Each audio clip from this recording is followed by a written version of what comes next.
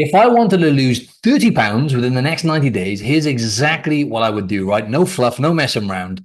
Number one is I would not try to avoid all of my favorite foods.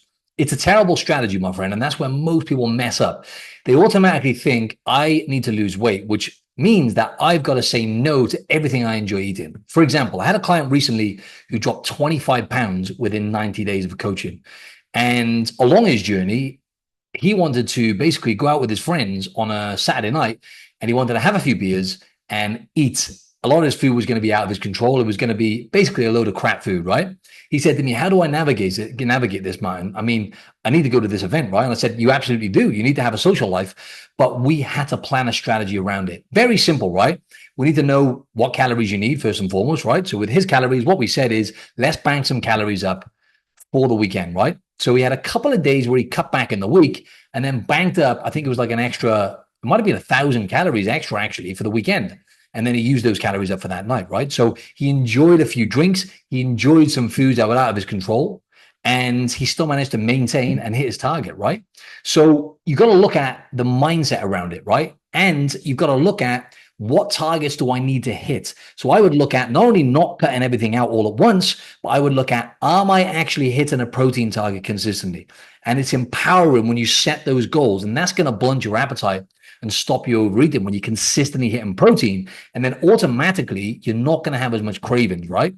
So definitely do not think you can cut everything out all at once and drop that 30 pounds in 90 days. It's not going to happen. It's overly restrictive. And what you're going to do is you're going to rebound and it's going to be a miserable journey with that mindset, right? So look at hitting targets, protein target, and planning ahead, banking calories up for the weekend, right? Very simple, very effective strategy.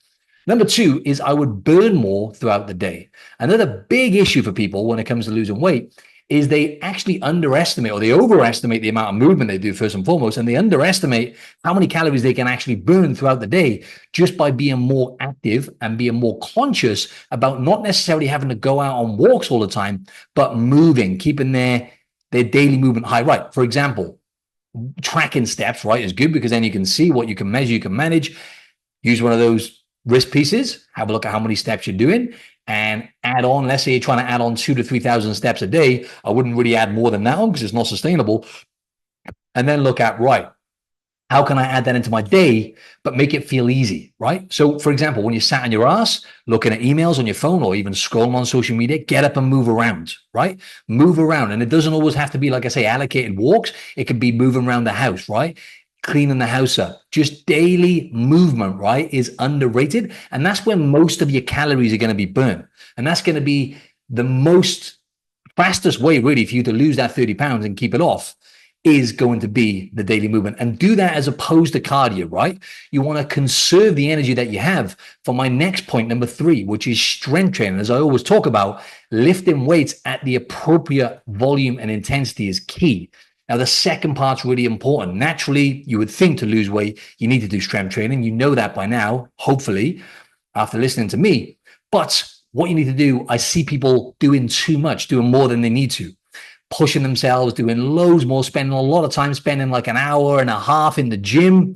And I had one client actually, and he was spending like 90 minutes to 2 hours per session. We scaled that back to an hour, just being more effective and actually doing full body workouts, training smarter rather than harder with more volume. And what happened is he felt way better. He felt energized, and he actually found it a lot easier to stay in that deficit because he wasn't overtraining and tiring himself out. And good luck making good decisions with food if you're overtraining, because what's going to happen is you're going to feel more hungry, and it potentially is going to impact your sleep because your cortisol levels are going to be too high.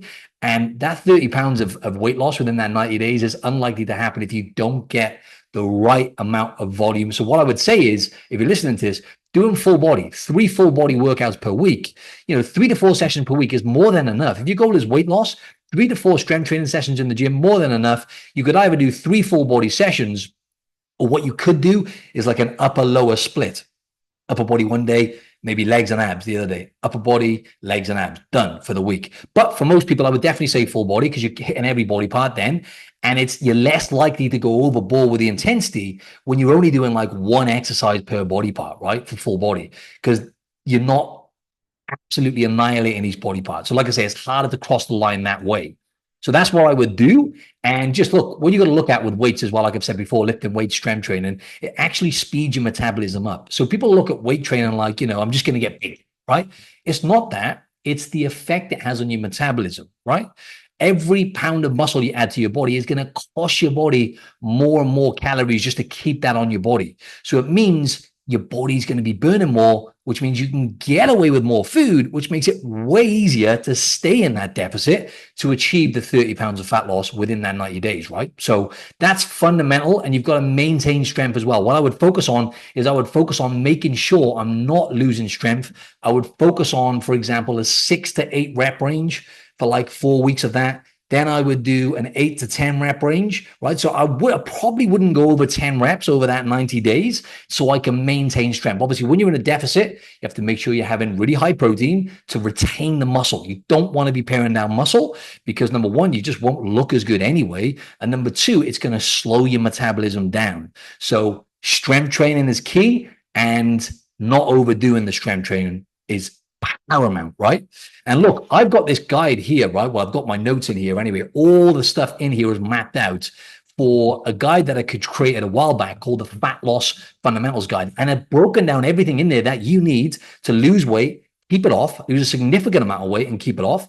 And also everything that I've used, the strategies to help people achieve this, and not just that, overall health and nutrition, it's all in there, right? And if you want this fat loss guide, all you got to do is comment beneath with the word lean, right? Comment beneath this video with the word lean, and I'll get that right over to you. So number 4, environment, right? This is absolutely essential, right? We all know social influence, right? The power of social influence. Let's track back, actually. Let's forget about the social side. Let's talk about your immediate environment, right? In terms of what you got available food-wise. Number 1, I would make sure I'm placing a barrier in the way, and I'm not keeping any foods at all that give me any likelihood of overeating. Now, sometimes you're going to overeat certain foods, right? Even if it is whole foods, but that's very rare. So if I know I overeat certain things, like if I keep protein bars in the house, or if I keep biscuits or processed foods, or I have a pantry which is full of highly palatable foods, I'm going to empty that snack drawer straight away and get that barrier in the way. And then you can't eat what you can't see, my friend, right? So that's number 1, your immediate environment. Number 2 is then who you spend time with, right? Social influence, 50% higher chance of being obese if you've got a close friend who's obese. So you have to make sure you are not spending time with people who are going to drag you down when it comes to your goal of weight loss. If it's people that like to go out, drink loads of alcohol, eat loads of food, now you need to pick your battles. Like I say, my client Simon, you could still do that and achieve that goal, but obviously you can't do that every weekend, right? You've got to pick your battles. And with things like alcohol, if you're someone who enjoys alcohol, it's the knock-on effect of alcohol, right? When it comes to weight loss and health, if you're looking to lose 30 pounds and you're drinking every weekend, good luck, right? Because the bottom line is it's going to impact your sleep. It's going to change. It's going to give you more cravings the next day for sure. And lots of other things which I won't bore you with. So we don't want to be overdoing that. And we don't want to, it's much easier to avoid temptation than it is to resist it. So I'm always going to have that in my mind if I'm looking to lose 30 pounds.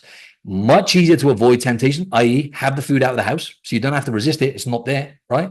And avoid going out in those environments. I mean, you still want to have a social life, but you pick your battles, right? Don't do it all the time because that's going to drag you down, right? And it's much easier to, okay, I've just avoided that environment. I haven't got any temptation than it is to be there and have to try and resist, right? So I would immediately check my environment, people I spend time with, keeping foods in the house. And next one is community, right? So this ties into what I was just saying there. At OIB, we have a community. And what I see is people really love, number 1, seeing each other win, right? And when you're around people who want to see you win, you're much more likely to win, number 1, because encouragement goes a long way. There's research on this now, right? Encouragement, compliments on your weight loss journey in particular is actually paramount. If you're getting criticism, on the other hand, you're way more likely to rebound and not even lose the weight to start with, or at least gain the weight back. Research is clear on that. So when you're around those people, it's almost like a sparring partner, right?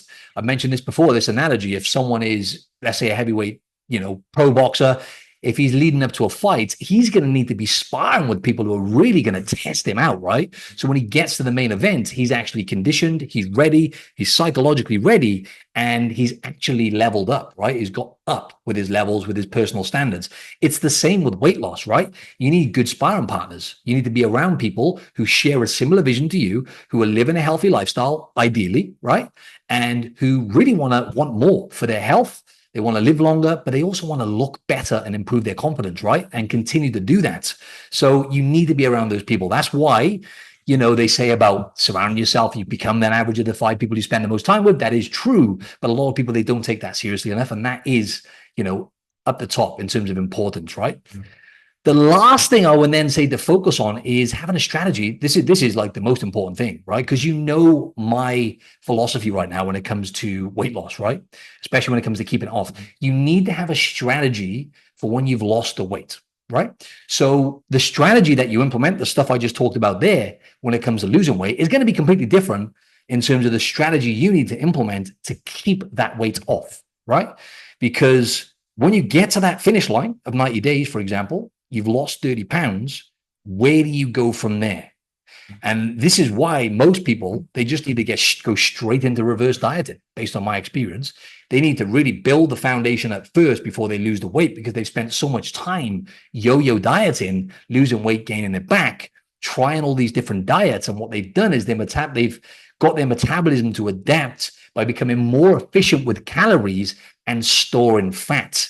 So then they have to go so low with calories to achieve that weight loss that they're actually way better off just focusing on building muscle, getting their body to burn more calories first, i.e. strength training, fueling their body to achieve strength and muscle gain. And that then speeds the metabolism up, and it makes it much easier for them to actually drop that weight and, more importantly, keep that weight off. So I would think about, what am I going to do after that 90 days? What am I going to do when I've lost the weight? What's the strategy after that?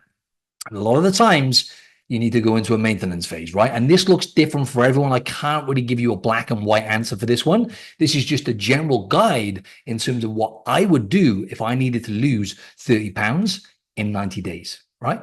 So that pretty much covers everything, right? So nothing else I want to say there. I'm going to leave it there, right? Nice, simple, effective. And what I wanted to say, right, what you need next now, you need to check out this next video I'm going to put here for you to click on and watch next, is I did a masterclass on muscle gain and fat loss, right? This is the next step for you, because this is then going to teach you how to build muscle, right? And reverse up once you've lost the weight, and also be able to do it in a way where, number one, it feels easier and sustainable, but number two, in a way which is specific for you to actually maintain for longer than that period, right? So for example, you lose the weight in 90 days, then after that, a lot of people fall off, right? Over 90% of people gain the weight back. This next video is going to show you how to reverse through and keep going beyond, right? And be able to keep that weight off forever. So make sure you check this next video out and comment below with the word lean, so I can send you over this awesome fat loss fundamentals guide. All right. Until next time, speak soon.